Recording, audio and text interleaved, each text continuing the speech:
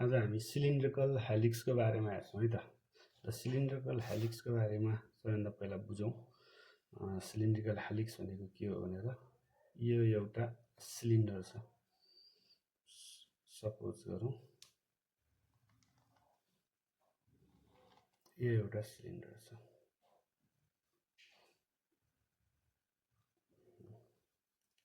Cylinder छ, यसका यी लाइनहरू छन्। यी लाइनहरू यसका के हुन् त, यी लाइनलाई हामी भन्छौँ यिनीहरू जेनेरेटर भन्छौँ। भनेदेखि यहाँबाट यसरी यो सेन्टरबाट आएको एउटा लाइन हुन्छ, त्यसलाई हामी भन्छौँ एक्सिस भन्छौँ। अब सिलिन्ड्रिकल हेलिक्स भनेको के हो त भन्दा एउटा कर्व, यसरी आएको एउटा कर्व हो। यो on the surface of the generator, के अरे यो सिलिन्डरमा हुन्छ। र एउटा यस्तो प्रपर्टी हुन्छ, यसले के गर्छ त भन्दा यहाँबाट हामीले एउटा टेन्जेन्ट खिच्यौँ, लाइन खिच्यौँ भने के हुन्छ त भन्दा त्यो टेन्जेन्ट लिएर यो कर्वले कन्स्टेन्ट एङ्गल बनाउँछ हो। The unit vector along the generator, यो जेनेरेटर लाइन भयो र यो कर्वको टेन्जेन्ट लाइन भयो। त्यसो भए टेन्जेन्ट लाइन र जेनेरेटरले एउटा कन्स्टेन्ट एङ्गल बनाउँछ भने यो के हुन्छ त सर्कुलर सिलिन्ड्रिकल हेलिक्स हुन्छ। त्यही कुरा लेखौँ है त। स्पेस कर्व, एसपिएसी स्पेस युआरबी curve, TRACED traced on a SURFAC surface of CYLIND cylinder and make the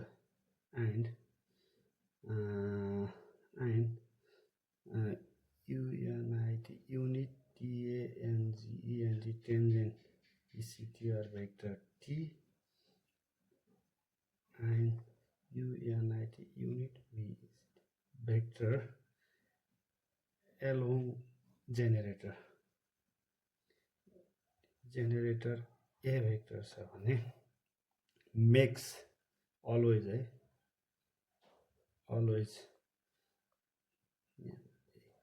makes constant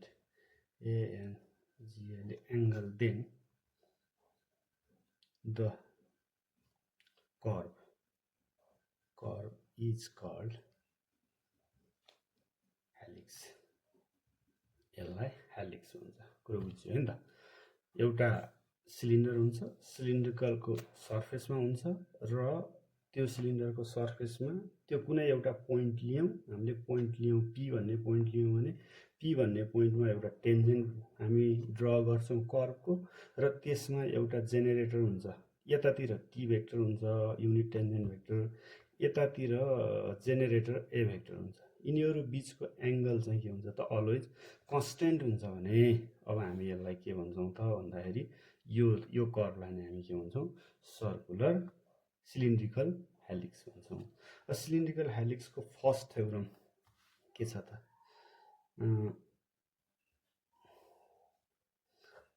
first theorem के छ भन्दाखेरि the necessary and sufficient condition, the necessary and sufficient condition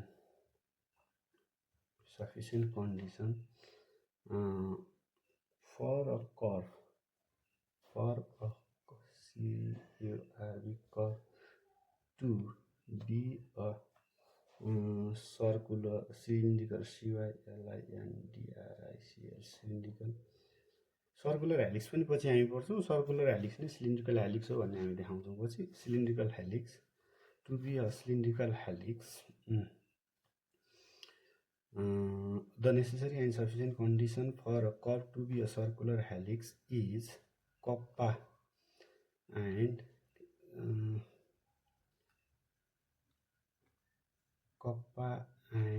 टाउ। कर्वेचर एन्ड त्यसलाई kappa and tau नलेख्नु, curvature and torsion, CURVATURE curvature and TORSION torsion are in constant ratio. ल म यही पानामा बनाउने कोसिस गर्छु है, दुईवटा बनाएर। ठाउँ धेरै यही पानामा उता पल्टाउँदाखेरि नबुझियो होला भनेर। ल प्रुफ यो धर्को चाहिँ धान्नु पर्दैन है, यही पानामा बुझाउने कोसिस गर्छु। ल एउटा के लिउँ त भन्दाखेरि अब एउटा स्पेस कर्भ लिउँ। ल एउटा space curve let CR vector equal to RS be a SPAC space curve होइन। एउटा स्पेस कर्भ लियो, एन्ड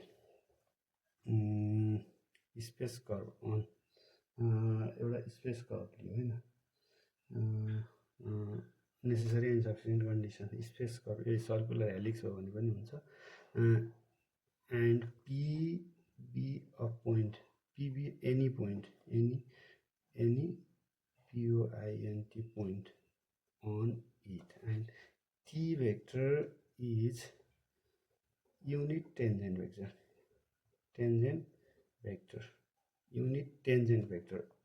at P मा युनिट टेन्जेन्ट भेक्टर भयो। एट P कुनै एउटा P भन्ने पोइन्ट लियो भने P मा युनिट टेन्जेन्ट भेक्टर भयो। And A vector is unit VECTR vector ALONG along generator. यो ठाडो लाइन हो नि, यो त एक्सिस हो, यो लाइनहरू यसमा यता भित्रको लाइन हो, यो लाइनहरू के हुन् त भन्दाखेरि यिनीहरू जेनेरेटर हुन्। त्यसको युनिट भेक्टरलाई हामी के लियौँ, ए लियौँ। त्यसो भए हाम्रो कन्डिसन थियो नि त, के थियो भन्दाखेरि अलवेज कन्स्टेन्ट एङ्गल बनाउँछ। कसले त युनिट टेन्जेन्ट भेक्टर र एले अलवेज कन्स्टेन्ट एङ्गल बनाउँछ। Then the NECESSAR necessary and FFICINT sufficient CONDITI condition for a curve to be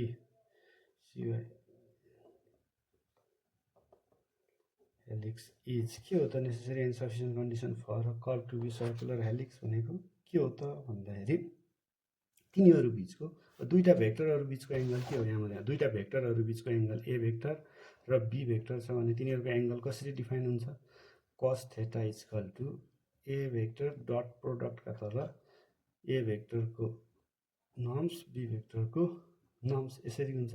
त्यसो भए यी दुईटै टेन्जेन्ट भेक्टर, यो दुईटै युनिट भेक्टरहरू हो। ए भेक्टर पनि युनिट भेक्टर र टी भेक्टर पनि युनिट भेक्टर। त्यसो भए यो भनेको त 1 भयो। 1 × 1 भनेको कति भयो त, 1 × 1 भनेको 1 नै भयो। त्यसो भए हामी के लेख्छौँ, cos थीटा इक्वल टु अथवा T vector dot A vector equal to cos theta. त्यही हो नि त कन्स्टेन्ट एङ्गल भनेको। cos थीटा भनेको कन्स्टेन्ट एङ्गल होइन र। ल किन टी डट ए बराबर cos थीटा मात्रै भएको, यहाँ मैले भने नि त यो पनि युनिट भेक्टर, यो पनि युनिट भेक्टर। यिनीहरूको नर्म्स लियो भने 1 आउँछ। 1 मल्टिप्लाई गर्दाखेरि 1 नै हुन्छ। तल 1 लेख्नु परेन, 1 लाई 1 सँग मल्टिप्लाई यहाँसम्म आयो। अब यसलाई डिफ्रेन्सिएटिङ विथ रेस्पेक्ट टु के गरौँ, differentiating with respect to s गरौँ। डिफ्रेन्सिएटिङ विथ रेस्पेक्ट टु यस गर्दा के भयो त, ल टी भेक्टरको डेरिभेटिभ के हो, सेरेट फेरेट फर्मुला अनुसार kappa N vector dot A vector A dot बीको। अनि फेरि हाम्रो टी भेक्टर ए भेक्टर भनेको त कन्स्टेन्ट हो। त्यसो भएपछि यसको के हुन्छ, 0 हुन्छ। त्यसो भएपछि यो लेखिराख्नु परेन, यति नै भयो। इक्वल टु cos थीटा भनेको कन्स्टेन्ट, यसको डेरिभेटिभ 0। ल त्यसो भए कप्पालाई यता लगाइदिउँ त के भयो, N vector dot A vector equal to 0। यो बुझ्ने है, दुईवटा यो हुँदो रहेछ भनेदेखि यो आपसमा के हुन्छ त भन्दा एन डट ए बराबर 0 भयो नि। एन डट ए बराबर 0 हुने भनेको चाहिँ कुनै पनि दुईवटा भेक्टरको प्रोडक्ट 0 हुन्छ भने, दुईवटा भेक्टरहरूको प्रोडक्ट 0 हुन्छ भने तिनीहरू के हुन्छ त भन्दा परपेन्डिकुलर हुन्छ भन्ने हो। तिनीहरू के हुन्छ, परपेन्डिकुलर हुन्छ भन्ने हो। दुईवटा भेक्टरहरूको product A vector is perpendicular to the N vector, vector perpendicular भयो। त्यसो भएदेखि अब हामीले फेरि यसलाई डिफ्रेन्सिएटिङ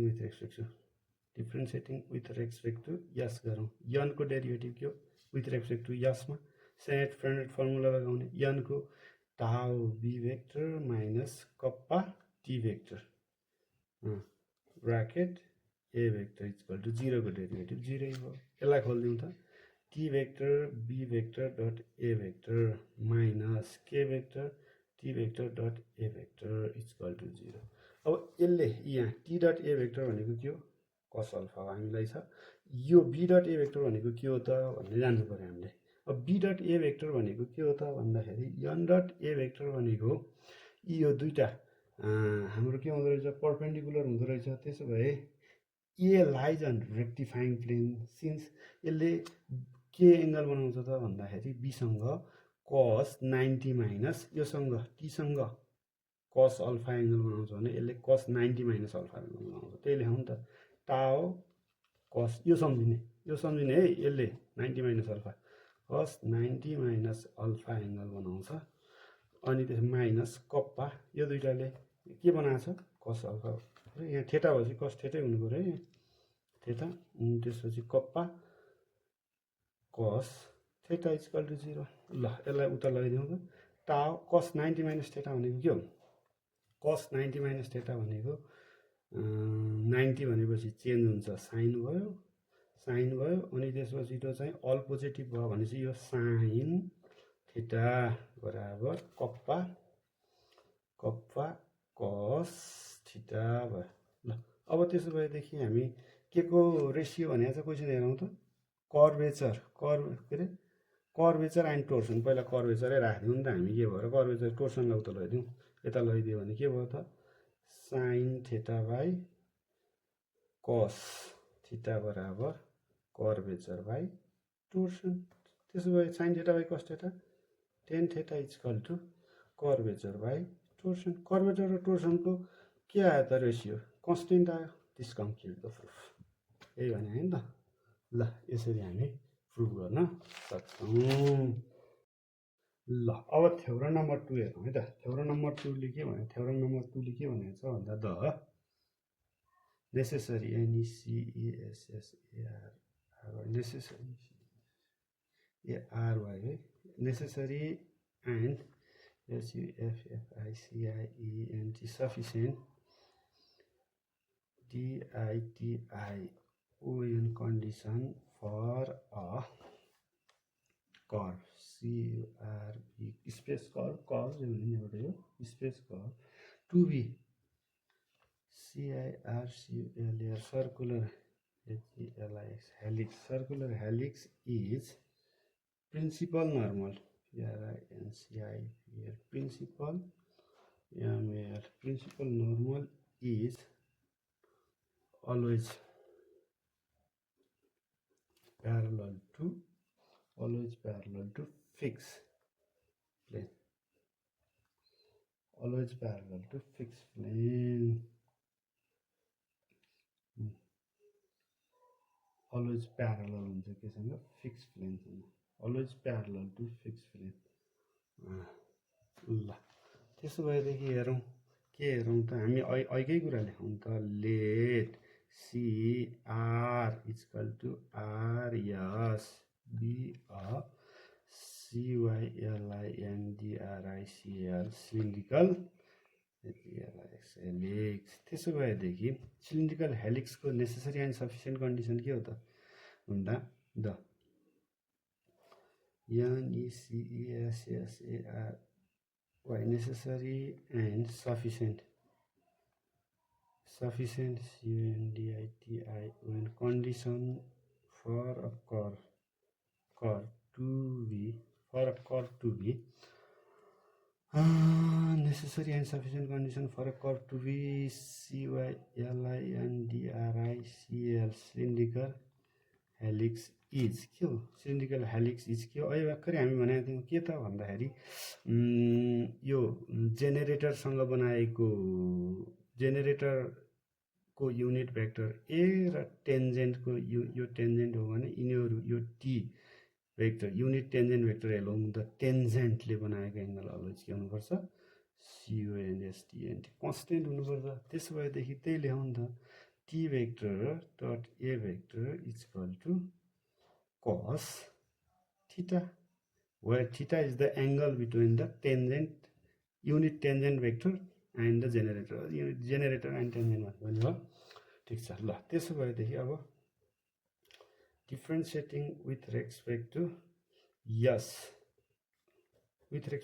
गरौँ त टी को डेरिभेटिभ कप्पा एन भेक्टर अनि डट ए भेक्टर अनि यो त भइहाल्यो त यसको त 0 भइहाल्यो त यो कप्पालाई उता फाल्दिउँ त N vector dot A vector equal to 0 यो दुईटा यो डट प्रोडक्ट 0 भयो भनेदेखि के भयो त this shows that N a principal normal N होइन प्रिन्सिपल नर्मल भनेको always parallel to fix plane यसले के देखायो दिस सो द्याट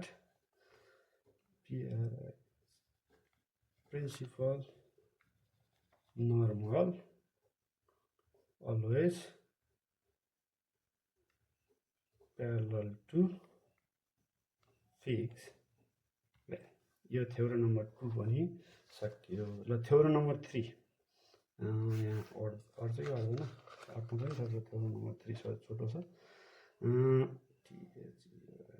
थ्योरम 3 के भनेको छ भन्दा the necessary and sufficient condition the necessary and sufficient condition for a curve to be cylindrical helix is के त भन्दा टी भेक्टर टी ड्यास र को scalar triple product equal to 0 हुन्छ अरे यिनीहरूको स्कालर ट्रिपल प्रोडक्ट यिनीहरूको प्रोडक्ट चाहिँ यो 0 हुन्छ अरे ल प्रुफ एउटा कर्भ लिउँ हैन let C R vector equal to R s एउटा कर्भ लिउँ ठीक छ यो कर्भ लियो के त भन्दा CYLINDRICL सिलिन्ड्रिकल हेलिक्स देन हामीलाई के थाहा छ यसको फर्मुला थाहा छ नि त वी नो द्याट कुनै पनि स्पेस कर्भमा यसको फर्मुला के हुन्छ टी यसको मान कति हुन्छ हामीलाई थाहा छ नसर टी ट्रिपल ड्यास को मान कति हुन्छ यसको मान हुन्छ यसको मान हुन्छ कप्पाको पावर 5 डी टाउ बाई कप्पा हुन्छ अब यो डी टाउ बाई कप्पा हामीले के भनेको अहिले भनेको थियौँ त डी टाउ बाई कप्पा त कन्स्टेन्ट हो भनेको थियौँ नि त डी टाउ बाई कप्पा त टेन थेटा कन्स्टेन्ट हो भनेको थियौँ हामीले त्यसो भए त्यही कुरा लेखौँ त यहाँ यो कन्स्टेन्ट हो भने यसको डेरिभेटिभ 0 हो त T dash T double dash T triple dash equal to कप्पाको स्क्वायर डट 0 हो त्यसो भएदेखि 0 लाई प्रोडक्ट गर्दा कति भयो 0 लाई केले प्रोडक्ट गर्दा T dot T double dot T triple dot equal to 0 proof हैन हामीलाई चाहिएको प्रुफ भयो ल 3 number theorem number 4 theorem number 4 हेरौँ 4 मा के भनेको छ भन्दाखेरि सेम त्यस्तै छ नेसेसरी एन्ड सफिसिएन्ट कन्डिसन मैले भनिदिएँ मात्रै नेसेसरी यो देखाउनु छ के देखाउनु छ भन्दा बी डबल ड्यास र B triple dash equal to 0 देखाउनु छ यहाँ हामीले यो अगाडि हामीले टीमा देखाएको थियौँ नि टीमा त्यस्तै बीमा हामीले त्यसो भए यसको फर्मुला के हो त लेट एउटा कर्भ लिउँ यसमा 0 देखाउँछ यो necessary and sufficient condition for a curve to be circular helix is यो इक्वल टु 0 भनेर भनेको छ थ्योरमले मैले सिधै यो 0 देखाउँछ भनेर लेखिदिएको छोटो हुन्छ भनेर ल अब त्यसो भए सी आर भेक्टर भयो इक्वल टु आर यस भयो बियर सिआइआर सर्कुलर हेलिक्स देन त्यसो भए के हुन्छ त भन्दा ई लिउँ त ल यो हामीलाई के थाहा छ कुनै पनि स्पेस कर्भमा हामीले यो पहिले नि फर्स्ट युनिटमै निकालेका छौँ त के निकालेका छौँ ल भनौँ त B dash B double dash र बी ट्रिपल ड्यासको प्रोडक्ट बराबर कति हुन्छ भनेका छौँ कप्पाको power 6 D kappa by tau हुन्छ भने हो कप्पा बाई टाओ कि tau by kappa tau by kappa हुन्छ यो टाओ बाई कप्पा हुन्छ बीमा चाहिँ कप्पा बाई टाओ हुन्छ सरी कप्पा बाई टाओ हुन्छ त्यसमा यो कप्पा बाई टाओ कन्सटेन्ट यहाँ चाहिँ टाओ बाई कप्पा हो टाओ बाई कप्पा भनेको अहिले हामीले हेरेको थियौँ नि त यहाँ कप्पा बाई टाओ कन्सटेन्ट हो भने टाओ बाई कप्पा पनि कन्सटेन्ट हो यहाँ चाहिँ झन् कन्सटेन्टै भयो सिधै त्यसो भएदेखि त्यसको डेरिभेटिभ डिएस हो त्यसको डेरिभेटिभ के भयो त this imply that B dot B double dot B triple dot equal to कप्पाको पावर 6 इन्टु यसको कन्सटेन्टको डेरिभेटिभ 0 भयो this imply that B dot B double dot B triple dot equal to 0 prove ल यो पनि प्रुभ गरौँ ल आजलाई यति